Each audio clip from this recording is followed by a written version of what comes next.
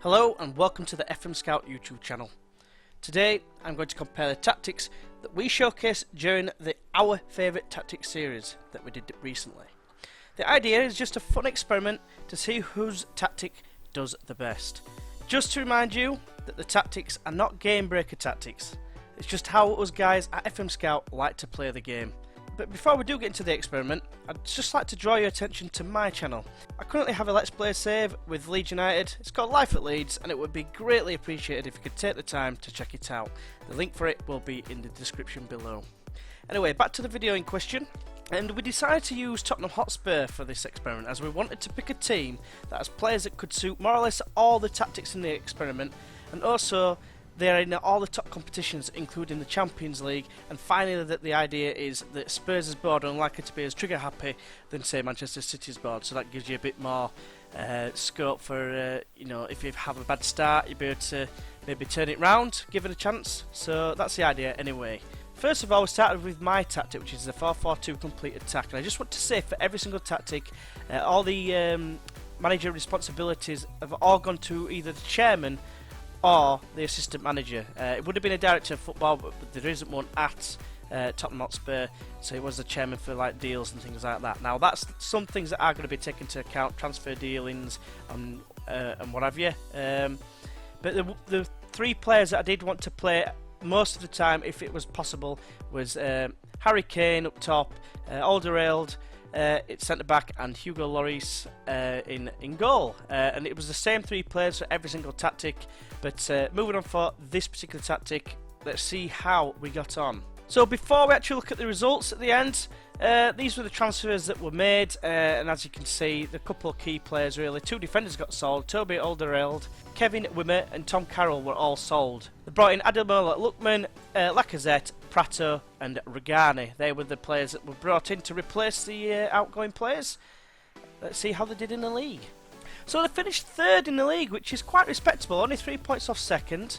Moving into like the player stats and that, the only player that you can see amongst all that lot is Eric Lamela, finishing third in the average rating scoring, which is not a bad going, to be fair. And I think you can be reasonably happy with third in the league if you are a Spurs fan. Moving into the League Cup, and they got knocked out in the third round by Derby County 2-1 at White Hart Lane, which was a bit of a shame. Then the FA Cup, they actually won it. Played some decent sides as well. Cheltenham Town, obviously less so, but they beat them 3-2 in the third round. 5-0 they beat last year's champions Leicester. Then they beat Watford in a tricky tie away from home 3-2. Followed that up with a 1-1 draw against Everton, but winning on penalties to take them through to the semi-final, which they did beat Newcastle United of the Championship in the semi-final 4-2. And finish up with a very tough tie against Manchester United and beat them 3-1 in the final. So very good going from the tactic in that regard. The Champions League saw them lose the first two group games, but then went on to win the next four. And then got a tricky tie against Bayern Munich and somehow came through, beating them 3-1 on aggregate. Yeah, they followed up the awesome Bayern result with a tough tie against Manchester City, which have won 4-2 on aggregate. The 3-0 win massively important, you'd like to think, in the home leg. But then one step too far in the semi-final was Real Madrid. They beat them 6-3 in the first game, but it wasn't enough as they got trounced 5-1 at the Bernabeu. Looking at how the players have performed, Harry Kane grabbed 28 goals, with Lacazette getting 25, one of the transfers brought in, as did Prato. He got 20 goals as well, with Eric Lamela chipping in with 17 goals as well. Some really big performers there in this particular tactic test. We then move on to Buda Fem's Asymmetric 4-4-2. If you caught up with his save, you'll know exactly how effective it can be, but would it be replicated the same way that we've done ours? Bear in mind that we have holidayed the full year for each tactic. So again, same three players in position. So let's see how Buda Fem's tactic fared. But before we do check that, let's have a look at the transfers again. There's been a lot of activity here with Jan Vertonghen and Alderweireld leaving the club, and Kevin Wimmer for that matter. Also saw Eric Lamela leave the club as well, but they brought in some decent players. Dos Santos came in, Martinez came in, Williams came in, Inaki Williams from Athletic Bilbao, Carlos Soler I want to say it is. He came in as well with Rodrigo Chow, I want to say. So a big shake-up in defence could play a factor in where they finish on this particular tactic. So they did actually finish 6th position, which kind of is a bit disappointing, especially if you look at the points tally. There was a massive 14 points behind 5th place, Man City. You know, but you're looking into the player stats, and the only one you can see is Victor Wanyama picking up the most yellow cards in the season. A bit of a surprise, really. We all know how effective the tactic can be, and it was quite a big surprise, really. But it could be contributed by the fact that the defenders are not the usual ones, and we all know that the defenders for Tottenham are very, very good for this division. Looking at how they did in the Cups, EFL Cup, they got past the 3rd round versus Brighton with a 3-0 win, but then lost to Port Vale in the 4th round. No disrespect to Port Vale, but you can't be losing to teams like Port Vale, and if you're meant to be like a top 4 Premier League team. FA Cup, they went out in the 5th round after a replay against Stoke, after beating Reading and Oxford both 4-1 respectively. The first tie between Stoke and Spurs finished 1-1, but yeah, they ended up losing. And how did they fare in the Champions League? Yeah, they actually got knocked out of the group stage, had a couple of victories against Celtic, but then only managed to pick up a draw against Leverkusen and lost the rest, albeit there were close games. Every game that they lost, only losing by 1 goal, and subsequently they end up in the Euro Cup by finishing 3rd, where they actually lost at the first knockout round to Sporting Lisbon. They lost 2-1 the first leg and drew 1-1 at home, and that proved enough to see the end of their European campaign. And then finally, just looking at the player stats before we move on to the next tactic. And Harry Kane again got a lot of goals, 27 goals in all. 15 goals from Giovanni Dos Santos and Son Heung-min picking up 13, but otherwise pretty disappointing regards to goals tally from elsewhere. So quite a disappointing campaign, you would say, with Boost tactic, unfortunately. So then we moved on to the tactical switches tactic, the 4-2-3-1 narrow dagger. And again, we picked the same 3 players, Kane, Alderweireld and Lloris. They're the mainstays, of course. Let's just see if there was any transfers. Right, the transfers that were made were Giovanni Dos Santos again. He was signed, Nikola Kalinic and Joel Veltman. They all came in, with only Janssen and Tom Carroll leaving during the season. So let's fly through time now and see how they got on. So we're at the home screen, and as you can see, there's a different manager, Marcelo Bielsa. Sadly, it looks like the manager did get sacked despite saying 4th place in the Premier Division. And as you can see here, yeah, they were sacked on the 13th of December. At the time, 9th place. Bit of a shame, really. Let's see what sort of contributing factors made them come to that decision. So here we've got the point where we got sacked. It was after a 2-0 defeat against Watford. But if you look at the games before, they got knocked out of the Champions League, which we'll come on to shortly. The Premier League, they lost 2 games in between as well. Poor run of form, and as a result, it's cost us our job. Now, if you look at the main table, finished 4th in the end, but obviously it's not a completely true reflection, but the true reflection is that you got sacked, sadly. In the Cups, the League Cup, got past Hull in the 3rd round, but unfortunately lost to Southampton in the 4th, 3-2. In the FA Cup, they lost to the mighty Whites, Leeds United, at Ellen Road. They lost 2-1, so a bit of a pain from that regard as well, albeit that was after the sacking.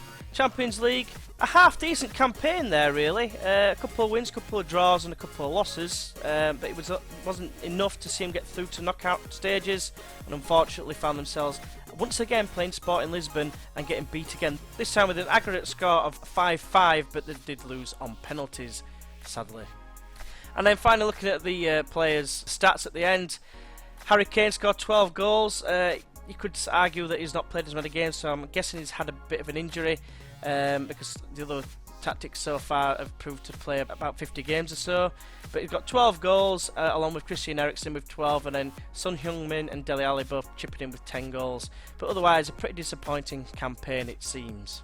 So now we're going to look at FM Live's 4-3-2-1 tactic. Again, using the same 3 players, Kane, Alderweireld and Lloris. Let's see what transfers were made. So in the transfers, no one major left the club. A couple of people on loan and whatever, and a few fringe players. But they did bring in Ross Barkley, Saido Barrinho, Prato and Jordan Williams. And as you can see again, Marcelo Bielsa is back in charge of Tottenham once again. So it means there's been another sacking. And this time they were in 10th place and it was on the 17th of December. Unhappy scenes, unfortunately, from the FM Live tactic.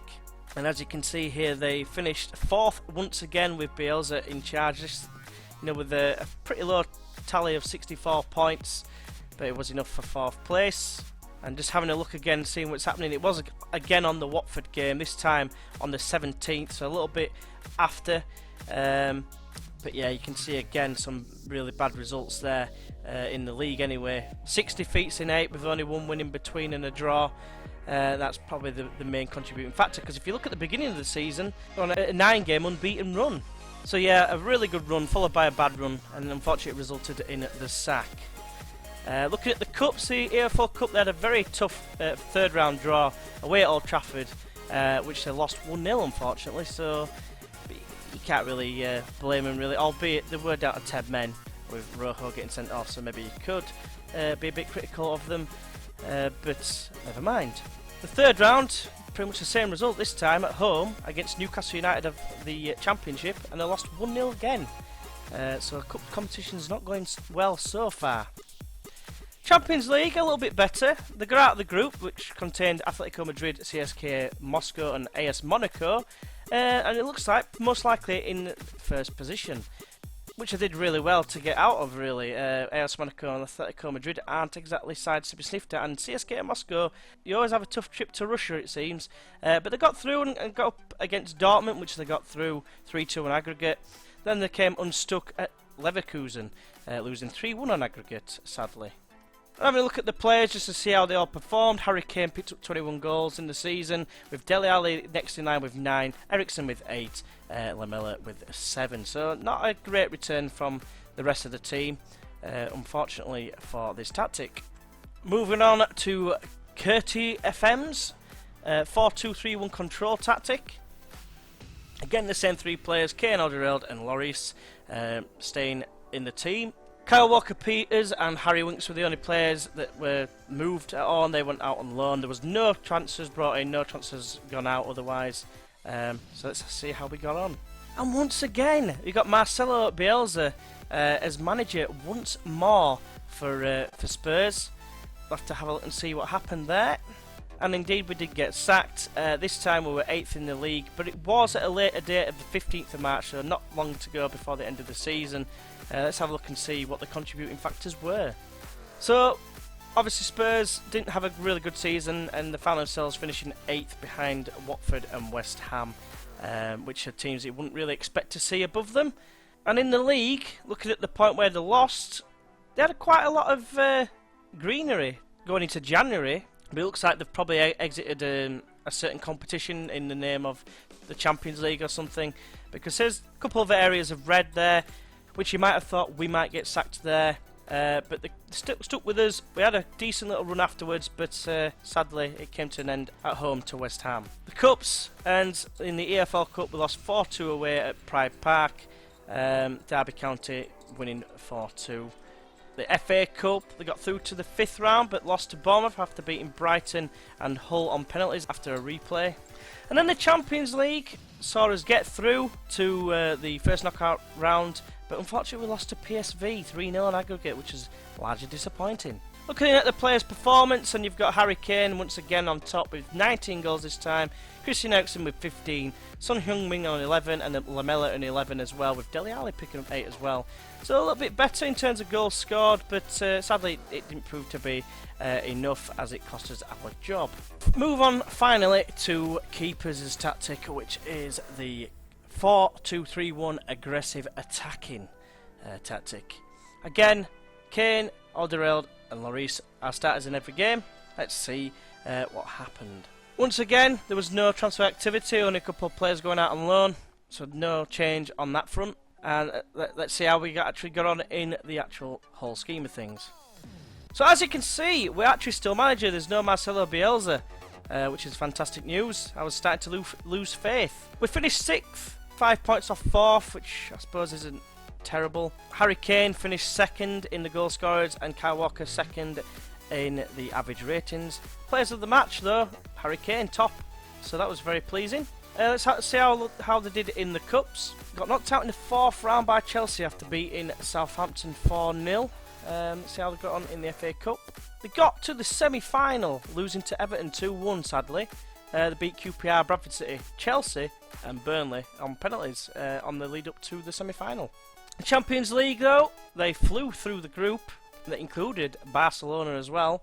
Got past Benfica 5-4 on aggregate, but they did lose on away goals to their big rivals Arsenal, and unfortunately it saw the end of the European dream. So looking at the players at the end, and this tactic has proved to be the most prolific for Harry Kane. 36 goals in all competitions for him in 42 appearances, a fantastic tally. Eriksen getting 19 goals and Son Heung-min getting 18 goals, but not really anyone else chipping in with many goals, including the likes of Dele Alli and Eric Lamela only scoring 6. So that is it, guys. It's just been a bit of a fun experiment just to see whose favourite tactic is the mightiest of them all. And looking at it, not to be biased because it's not my intention at all, but mine seemed to do the best, finishing in 3rd position and a Champions League semi-final, as well as an FA Cup win. The nearest contender probably being Keepers, finishing 6th in the league, but actually getting to the quarters of the Champions League, so it was very pleasing from that regard as well. But again, I can't stress enough, these are not game breaker tactics. They're not going to be plug in and play ones. It's just how we individually like to play the game. Before I go, I just want to make sure to point you in the direction of the FM Scout website. It'd be greatly appreciated if you can check out that. There's a lot of guides, tips and tricks and things like that on there, and you know, if you head there and have a look, you will not be disappointed. Graphics as well, don't forget. But yeah, hopefully I've enjoyed this video. If you have, go ahead and press that like button. If you're new, why not press that subscribe button? And as always, I've been GW, and I'll see you next time. Bye bye.